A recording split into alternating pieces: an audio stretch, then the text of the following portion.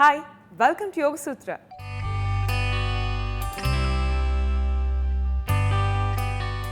ఇవాళ యోగ సూత్రలో కృష్ణ గారు మనందరికీ ఏ ఆసనం పరిచయం చేయబోతున్నారో చూద్దాం.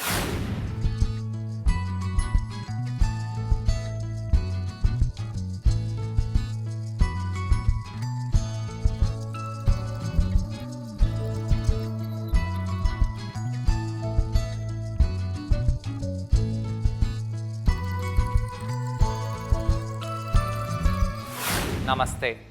ఈరోజు యోగా సూత్రాలు చేసే ఆసనం పేరు విపరీత హస్తబద్ధ అర్ధ పశ్చిమోత్తనాసనము. ఇక్కడ ఈ ఆసనం పేరు చాలా పొడవుగా ఉంది. దీన్ని మనము టర్మ్స్గా బ్రేక్ చేసి అర్థం చేసుకుందాము. విపరీత హస్త అంటే ఆపోజిట్ లెగ్స్, బద్ధ అంటే పట్టుకోవడము, బంధించడము, పశ్చిమోత్తనాసనము అంటే ముందుగా బెండవడము. కూర్చొని చేసే ఆసనాలలో పశ్చిమోత్తనాసనము అతి ఉత్తమమైన ఆసనము, చాలా కామన్గా చేసే ఆసనము. అర్ధ పశ్చిమోత్తనాసనము అయితే కంప్లీట్గా బెండ్ అవ్వటం లేదు, హాఫ్గా బెండ్ అవుతున్నాము. దీన్ని మనము ఈ బ్లాక్ సహాయంతో ఆసనం చేయబోతున్నాము. బ్లాక్ సహాయంతో ఆసనం చేయడం వలన ఏమి లాభాలు చర్చించే ముందుగా కొద్దిగా వార్మప్ చేద్దాము. ఈ విధంగా మనము వీపుని నిటారుగా చేసి కూర్చోవాలి. జనరల్గా కూర్చునే ఆసనాలు చేసే ముందు మనము ముందుగా ఫస్ట్ వార్మప్ చేసి, దాని తర్వాత నిలబడి సూర్య నమస్కారాలు చేసి, దాని తర్వాత స్టాండింగ్ ఆసనాలు చేసి, పొట్టపై పడుకునే ఆసనాలు చేసి, దాని తర్వాత కూర్చునే ఆసనాలు చేస్తాము. అంటే మన క్లాస్లో కనీసం 60 నుంచి 70% క్లాస్ అయిపోయిన తర్వాత ఈ ఆసనాలు చేస్తాము. అంటే అంత వార్మప్ అయ్యి మన బాడీ ఎక్కడ ఉంటుంది ఆ ఆసనం చేసేటప్పుడు. డైరెక్ట్గా సాధారణంగా పశ్చిమోత్తనాసనం స్టార్టింగ్లో అస్సలు చేయము. కాబట్టి మన బాడీని చాలా వార్మప్ చేసుకోండి. దాని తర్వాత పశ్చిమోత్తనాసనం చేయండి. పశ్చిమోత్తనాసనం ఒక ఫార్వర్డ్ బెండ్. ఈ ఫార్వర్డ్ బెండ్ చేసేటప్పుడు మన నర్వస్ సిస్టమ్ రిలాక్స్ అవుతుంది. కాబట్టి దీన్ని మనము క్లాస్ ఎండింగ్లో చేస్తాము. దీనికి కావాల్సిన ప్రిపరేషన్ ఏంటి? కొద్దిగా మనము ఇలా కాళ్ళని సూటిగా చేసి కూర్చుందాము. ఇలా కాళ్ళని సూటిగా చేసి కూర్చొని కాళ్ళ వేలని ముందుకంటూ మన వైపు లాగుతూ ఉండాలి. ఇలా కొన్నిసార్లు కాళ్ళని ముందుకి వెనకాలకి అనడం వలన కాళ్ళల్లో ఉండే కండరాలు బాగా వార్మప్ అవుతాయి. ముఖ్యంగా కాళ్ళ కింద ఉండే కండరాలపై ఈ యొక్క ఆసనం చాలా ప్రభావాన్ని చూపిస్తుంది. ఎక్కువ శాతం వ్యక్తులు ఫార్వర్డ్గా బెండ్ అవ్వలేరు. దానికి 2 కారణాలు. ఏంటి? ఒక కారణము, ఇది కాళ్ళ కింద ఉండే కండరంపై చాలా తీవ్రంగా స్టిఫ్నెస్ అనేది ఉంటుంది. అలాంటి వాళ్ళు ఫార్వర్డ్గా బెండ్ అవ్వలేరు. అలాంటి వాళ్ళు కాళ్ళు స్ట్రైట్ కూడా పెట్టలేరు, ఇలా పెడతారు లేదా ఇలా ఉంటారు. ఇలా ఎందుకు అవుతుంది? మనము కింద కూర్చునే అలవాటు తగ్గించేస్తాము. ఇలా కాళ్ళని పైకి కిందికి చేస్తూ వార్మప్ చేస్తూ మనము కొద్దిగా మన శ్వాసపై ధ్యానం కేంద్రీకరిస్తూ ఇలా చేయాలి. కింద కూర్చునే అలవాటు పోయింది. మనము సోఫాపై కూర్చోవడము, చైర్పై కూర్చోవడము, వాష్రూమ్లో కూడా మనము ఒక సింహాసనాన్ని పెట్టుకున్నాము. కాబట్టి కింద కూర్చునే ఆసన అలవాటు మొత్తం పోయింది. అందుకే మనకు కాళ్ళు చాలా స్టిఫ్గా తయారవుతున్నాయి. ఈ విధంగా కుడి కాల్ని ఎడమవైపు చేయడము, ఎడమ కాల్ని కుడివైపు చేయడం చేస్తూ ఉండాలి. దీంతో కాళ్ళల్లో బయటి భాగంలో ఉండే కండరంపై కూడా బాగా ప్రభావం పడుతుంది. కనీసం పూజ కింద కూర్చొని చేస్తే చాలా మంచిది. మోకాళ్ళ నొప్పులు ఉన్నవాళ్ళు కాకుండా మిగతా అందరూ కనీసం కింద పద్మాసనంలో సుఖాసనంలో కూర్చున్నట్టు అయితే చాలా మంచిది. ఈ విధంగా పాదాలని బద్ధకోణాసనంలో పెట్టి కాళ్ళని కదిలించినట్టు అయితే ఈ యొక్క ఆసనం కూడా మన హ్యామ్స్ట్రింగ్ కండరాలని ఫ్రీగా చేస్తుంది. కాబట్టి ఇన్నర్ థై మసిల్స్ని ఫ్రీగా చేస్తుంది. కాబట్టి ఈ యొక్క ఆసనం కూడా ప్రిపరేషన్గా వాడుతున్నాము. దీని తర్వాత మనము బ్యాక్ని వార్మప్ చేసుకోవాలి. ఇంత వార్మప్ అవసరమా? కేవలం పశ్చిమోత్తనాసనానికి తప్పకుండా అవసరము. ఎందుకు? మన వీపు వెన్నుముకని వాడకుంటే ఈ యొక్క వెన్నుముక తొందరగా స్టిఫ్ అయిపోతుంది. అయితే ముఖ్యంగా ఈ కింది భాగంలో ఉండే వెన్నుముకల్లో ఫ్లెక్సిబిలిటీ తక్కువగా ఉంటుంది. దానిని ఎక్కువ మంది శాతం వ్యక్తులు వాడరు. దానిని మనం బాగా వార్మప్ చేయాలి. ఇలా ఆర్చ్ చేస్తూ ఇలా రౌండ్ చేయండి, ఆర్చ్ చేస్తూ రౌండ్ చేయండి, ఆర్చ్ చేయండి, రౌండ్ చేయండి. కొన్నిసార్లు ఈ విధంగా వీపుని ఆర్చ్ చేయడము, బ్యాక్ని రౌండ్ చేయడం చేస్తూ ఉండాలి.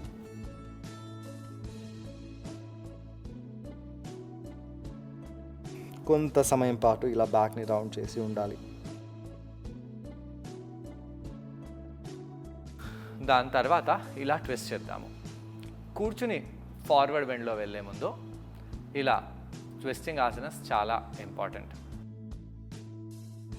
స్పైన్లో రొటేషన్ ఇలా తీసుకొని రావడం వలన స్పైన్ చాలా రిలాక్స్ అయిపోతుంది. కుడి భాగం తర్వాత ఎడమవైపు, ఎడమ భాగం తర్వాత మళ్ళీ కుడివైపు ఇలా ట్విస్ట్ చేస్తూ రెండోసారి చేసినప్పుడు ఆసనంలో ఇంకా తీవ్రంగా ఎక్కువగా వెళ్ళాలి. పొట్ట కండరాలను బిగిస్తూ ఇంకా ఎక్కువగా మీరు కుడివైపు ట్విస్ట్ చేయండి.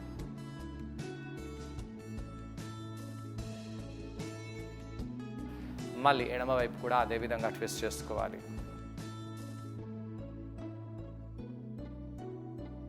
దీని తర్వాత ఆసనం చేద్దాము. ఇలా బ్లాక్ పై కూర్చోండి. రెండు కాళ్ళని సూటిగా చేయండి. ఇలా బ్లాక్ పై కూర్చోవడం వలన ఈ యొక్క వెన్నుముక కింది భాగంపైలో స్పేస్ ఎక్కువగా క్రియేట్ అయింది. ఒకవేళ కింద కూర్చున్నట్టు అయితే ఈ యొక్క భాగము చాలా కంప్రెస్ అయిపోతుంది. ఈ విధంగా బ్లాక్ పై కూర్చోండి. వీపుని నిటారుగా చేయండి. అలా కూర్చొని అర్ధ పశ్చిమోత్తరాసనంలో వెళ్ళాలి. అంటే కొద్దిగా ఫార్వర్డ్గా బెండ్ అవ్వాలి. ఇలా ఉండేసి ఫార్వర్డ్గా బెండ్ అవ్వండి. కాళ్ళ వేలు అన్నీ మన వైపు లాగాలి. ఇది చాలా ఇంపార్టెంట్. విపరీత హస్తబద్ధ. ఇలా కుడి చేతితో ఎడమ పాదాన్ని పట్టుకోండి. కొంత సమయం పాటు ఇలా కాళ్ళ వేళ్ళని లాగాలి. లాగినప్పుడు ఇలా మోచేతిని బెండ్ చేయండి. ఏమవుతుంది? దీంతో ఈ కాలు కింది భాగంలో ఉండే కండరంపై చాలా తీవ్రంగా ప్రభావం పడుతుంది. చాలామంది వ్యక్తులు ఇలా కాలుని వంకర తింకరగా చేసి పెడుతుంటారు. అలా పెట్టవడం వలన మనకు ఎటువంటి లాభం కలగదు. కాలుని సూటిగా పెట్టి మన వైపు లాగుతూ ఇలా మోచేతిని బెండ్ చేయాలి. దాని తర్వాత కుడి కాలుని ఎడమ చేతితో పట్టుకోవాలి. మోచేయిని బెండ్ చేద్దాం.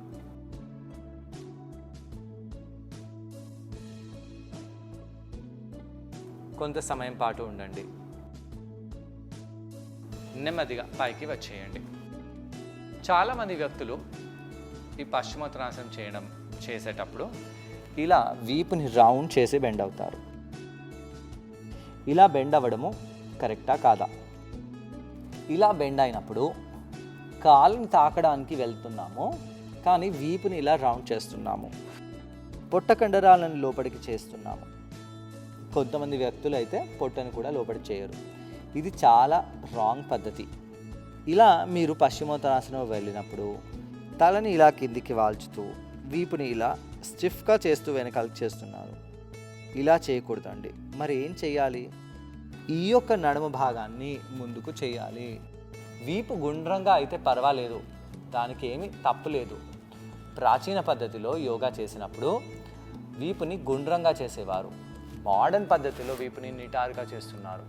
అయితే మనము వీపుని గుండ్రంగా పెట్టే ఈ ఆసనం చేద్దాము, కానీ ఈ యొక్క నడుము భాగం నుంచి బెండ్ అవ్వాలి.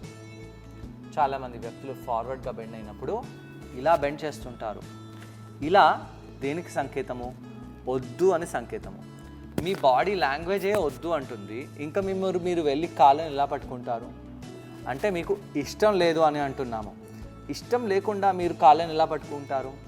అదే ఇష్టం వచ్చి అంటే ఇలా ముందుకు వెళ్ళడం, అంటే మీరు ప్రయత్నిస్తున్నారు కాళ్ళని పట్టుకోవడానికి. మీ బాడీ లాంగ్వేజ్ కూడా ఇక్కడ ప్రయత్నశీలంగా ఉంది. చూడండి, స్పైన్ స్ట్రెచ్ అయింది. అలానే కాళ్ళు దగ్గరకు వచ్చేస్తాయి. కాళ్ళు ఏమైనా చిన్నగా అయిపోయాయా?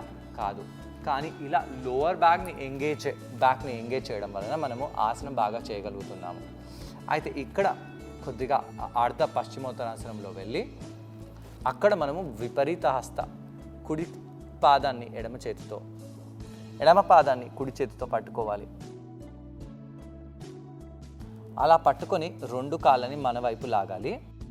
అయితే ఇక్కడ చేతులని స్ట్రెయిట్గా పెట్టి ఉండకూడదు, చేతులని బెండ్ చేయాలి. ఇలా బెండ్ చేసి తల కాళ్ళ వైపు కనీసం మన మోకాలు కంటే కొద్దిగా ముందుకు వెళ్ళాలి. చూడండి, నా మోకాలు ఇక్కడ ఉన్నాయి, నా తల ఇక్కడ ఉంది. అంటే మోకాలు కంటే ముందుకు వెళ్ళాలి. అలా వెళ్ళి కాళ్ళ వేళ్ళని లాగుతూ ఇక్కడ ఉండాలి. శ్వాస తీసుకుంటూ శ్వాసని వదిలేస్తూ ఇక్కడ కొంత సమయం పాటు ఉండండి.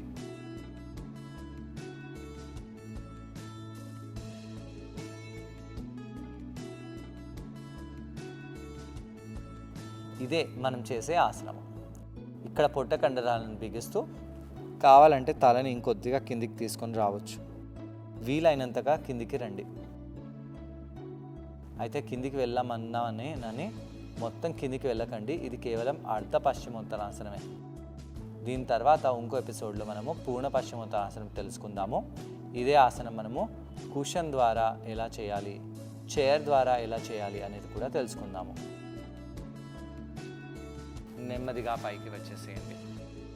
ఇలా పశ్చిమోత్తరాసనం చేసిన తర్వాత కౌంటర్ ఆసనం కంపల్సరీగా చేయాలి. కాళ్ళని ఫోల్డ్ చేయండి, ఇలా పైకి అనాలి. ఇది అర్ధ పూర్వోత్తరాసనము. దీన్ని టేబుల్ టాప్ అని కూడా అంటాము. ఇలా అన్నప్పుడు పొట్ట కండరాలని లోపలికి బాగా బిగించాలి. ఇలా పొట్టని బయటికి అంటూ చేయకూడదు. లోపలికి బిగిస్తూ మీరు ఇలా పైకి అనాలి. అంటే ఈ యొక్క ఆసనం మీ వీపుపై బాగా పనిచేస్తుంది. కావాలంటే కాళ్ళని ఇలా స్ట్రైట్ చేసి ఇలా కూడా అనవచ్చు. అలా అనేసి నెమ్మదిగా మీరు వీపుపై పడుకోవచ్చు. ఈ ఆసనాన్ని ట్రై చేయడానికి కృష్ణ గారితో పాటు నేను కూడా జాయిన్ అవబోతున్నాను. మరి మా ఇద్దరిని చూసి ఈ ఆసనాన్ని మీరు కూడా ట్రై చేయండి. నమస్తే. ఈరోజు యోగా సూత్రాలో చేసే ఆసనం పేరు విపరీత హస్తబద్ధ అర్ధ పశ్చిమోత్తనాసన. ఫార్వర్డ్గా బెండ్ అవుతున్నాము. ఫార్వర్డ్ బెండ్ని పశ్చిమోత్తనాసనని అర్థంగా చేస్తున్నాము. అక్కడ మనము విపరీత హస్తం అంటే ఆపోజిట్ చేతితో కాళ్ళని పట్టుకుంటున్నాము. సాధారణంగా పశ్చిమోత్తనాసనం చేసేటప్పుడు మనము కాళ్ళని పట్టుకుంటాము. కొంతమంది వ్యక్తులు కాళ్ళని పట్టుకోలేరు. అలాంటి వాళ్ళు కూడా ఈ ఆసనం ఏ విధంగా చేయగలుగుతారో చర్చిస్తూ దానిపై కాన్సన్ట్రేట్ చేస్తున్నాము. ముందుగా వార్మప్ చేసుకుందాము. మనము ఫార్వర్డ్ బెండ్ ఆసనాలు చేయాలంటే, ముఖ్యంగా కూర్చొని చేసే ఆసనాలు చేయాలంటే నిలబడి చేసే ఆసనాలు, పొట్టపై పడుకుని చేసే ఆసనాలు చేయాలి. దాని తర్వాతే ఫార్వర్డ్ బెండ్ ఆసనాలు చేస్తే చాలా మంచిది. కాబట్టి ముందుగా మనము కాళ్ళని యాక్టివేట్ చేద్దాము. కాళ్ళని బద్ధకోణాసనంలో తీసుకెళ్ళండి. ఈ విధంగా కాళ్ళని బద్ధకోణాసనంలో తీసుకెళ్ళి తొడలని బాగా పైకి కిందికి అనాలి. దాంతో కాళ్ళల్లో ఉండే కండరాలన్నీ ఫ్రీగా అయిపోతాయి. నడుములో ఉండే కండరాలు కూడా బాగా ఫ్రీగా అవుతాయి.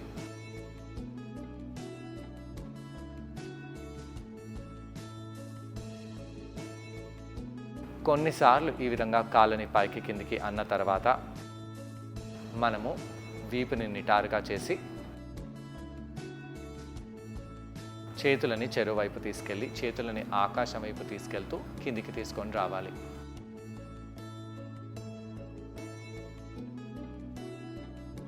దాని తర్వాత సైడ్ టు సైడ్ స్ట్రెచ్ అవుదాము.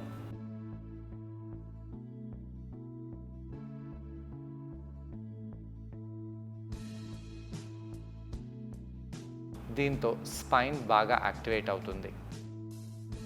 దాని తర్వాత కుడివైపు ట్విస్ట్ అవ్వడము చాలా అవసరము. ట్విస్ట్ కాకుండా మనము ఫార్వర్డ్ బెండ్లో వెళ్ళడము మంచిది కాదు.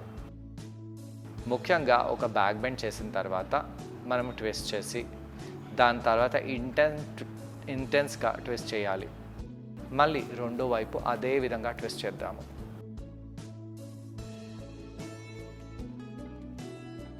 మొదటి వైపు ట్విస్ట్ చేయండి. రెండో వైపు కూడా అదే విధంగా ట్విస్ట్ చేయండి. దాని తర్వాత మనము వీపుని నిటారుగా చేద్దాము. ఇప్పుడు కాళ్ళని సూటిగా చేసి కాళ్ళ వేలని ముందుకి వెనకాలకి చేసి కాళ్ళ కండరాలని యాక్టివేట్ చేసుకుందాము. ఇప్పుడు మనము కుడి కాళ్ళని ఎడమ వైపు తీసుకెళ్ళి చేతులని కొద్దిగా వెనకాల తీసుకెళ్ళి ట్విస్ట్ చేద్దాము. రెండో వైపు కూడా అదే విధంగా చేయండి.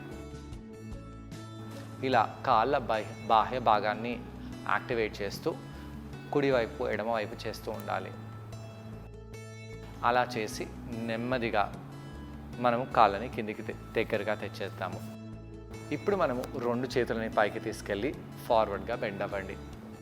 ఇలా ఫార్వర్డ్గా బెండ్ అయినప్పుడు జనరల్గా మనము వీపుని ఆర్చ్ చేస్తాము. అది నార్మల్. ఇంకా ప్రాచీన యోగా పద్ధతిలో అలా వీపుని రౌండ్గా చేసేవారు. ఈరోజు చేసే ఆసనంలో కూడా అదే విధంగా రౌండ్గా చేస్తాము.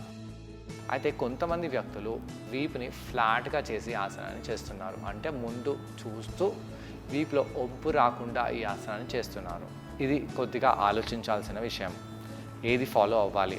కొన్ని ఆసనాలలో వీపుని రౌండ్ చేయడము, లేదా ఎక్కడైతే మనకు థెరపీ అవసరమో అక్కడ వీపుని రౌండ్ చేయడము, ఎక్కడైతే మనకు కండరాలని స్ట్రెచ్ చేయాలనుకున్నామో అక్కడ వీపుని స్ట్రైట్ చేయడం చేస్తూ ఉండాలి. ఈ విధంగా ఆసనం చేసి పైకి వచ్చేయండి. ఇప్పుడు బ్లాక్ని ఇలా పెట్టేసి కాళ్ళని స్ట్రైట్ చేసి కూర్చోవాలి. పశ్చిమోత్తానాసనానికి మన లోవర్ బ్యాక్ చాలా యాక్టివేట్ అయి ఉండాలి. అయితే ఇలా ఆసనం చేసే ముందు మనము మోకాలపై వెళ్ళి స్పైన్ని యాక్టివేట్ చేసుకోవడం చాలా అనివార్యము. మోకాలపై వెళ్ళండి, మార్జరీ ఆసనాన్ని చేయండి. ఇక్కడ వీపుని ఆర్చ్ చేయడము, బ్యాక్ని రౌండ్ చేయడము, వీపుని ఆర్చ్ చేయడము, బ్యాక్ని రౌండ్ చేయడము, ఇలా చేస్తూ ఉండాలి. శ్వాస తీసుకుంటూ వీపుని ఆర్చ్ చేయండి, శ్వాస వదిలేస్తూ వీపుని రౌండ్ చేయండి.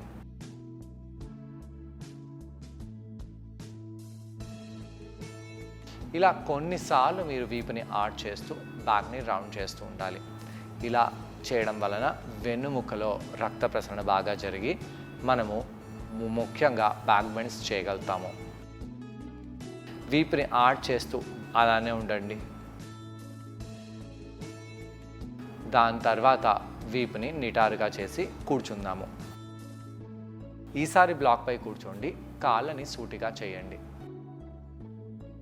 ఇలా కాళ్ళని సూటిగా చేసినప్పుడు కాళ్ళ వేలని గట్టిగా మన వైపు లాగి పెట్టాలి. పాదాలని ఒక దగ్గర పెట్టకుండా కొద్దిగా దూరంగా చేసి పెట్టండి. ఇప్పుడు ఫార్వర్డ్గా బెండ్ అవ్వండి. కుడి పాదాన్ని ఎడమ పాదాన్ని చేతులతో పట్టుకొని నార్మల్గా బెండ్ అవ్వండి. ఇది పశ్చిమోత్తానాసనము. ఇక్కడ మనము మోచేతులను బెండ్ చేస్తూ కాళ్ళని బాగా లాగుతాము. అయితే ఈరోజు చేసే పశ్చిమోత్తానాసనం ఏంటి? విపరీత హస్తబద్ధ. అంటే కుడి చేతితో ఎడమ పాదాన్ని పట్టుకోవాలి. అలా పట్టుకొని కాళ్ళని బాగా లాగండి. ఇలా లాగినప్పుడు ఏం తెలుస్తుంది?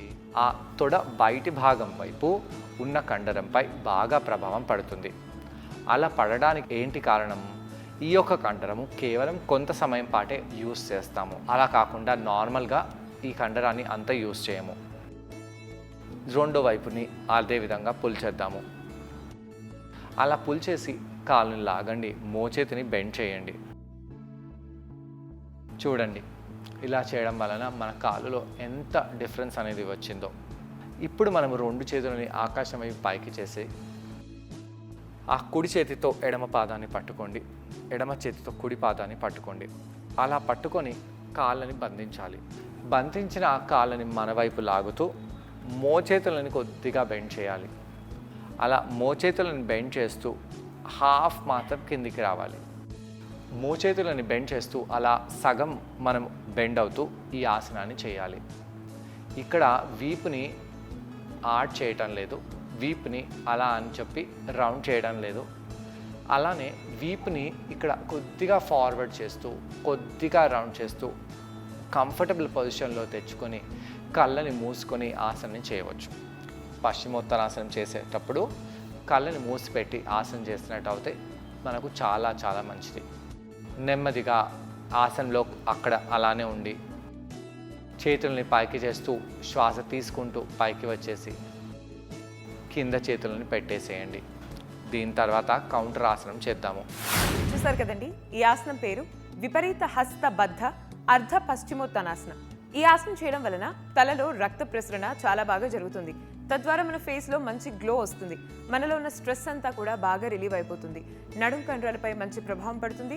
అలాగే కాళ్ళ కండరాల్లో మంచి స్ట్రెచ్ లభిస్తుంది. లోయర్ బ్యాక్ మజిల్స్ పై కూడా చాలా బెనిఫిషియల్గా ఉంటుంది ఈ ఆసనం. కౌంటర్ ఆసనానికి మోకాళ్ళని ఫోల్డ్ చేయండి.